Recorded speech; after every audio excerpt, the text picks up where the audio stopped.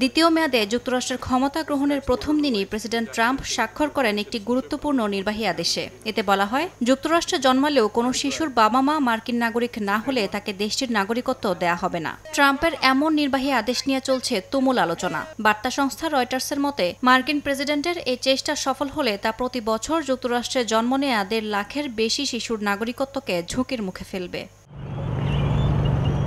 মার্কিন supreme court বলছেন, ট্রাম্পের এই সিদ্ধান্ত যুক্তরাষ্ট্রের সংবিধানের 14তম সংশোধনীকে চ্যালেঞ্জ করছে। 1868 সালে দাসপ্রথা পরবর্তী পরিস্থিতিতে গৃহীত এই সংশোধনী অনুযায়ী মার্কিন মাটিতে জন্ম নেওয়া প্রত্যেকেই নাগরিক। এর বিরোধিতায় সুপ্রিম কোর্টের শুনানিতে অংশ নেন 22টি অঙ্গরাজ্যের ডেমোক্র্যাট অ্যাটর্নি জেনারেলরা। ছিলেন অভিবাসন অধিকারকর্মী ও অন্তঃসত্ত্বা অভিবাসীরাও।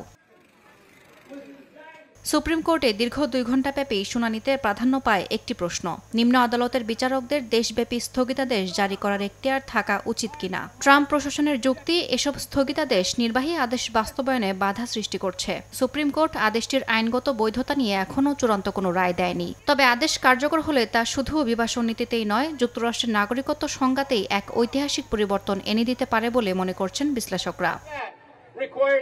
ইয়াসমিন অনন্যা, সময় সংবাদ।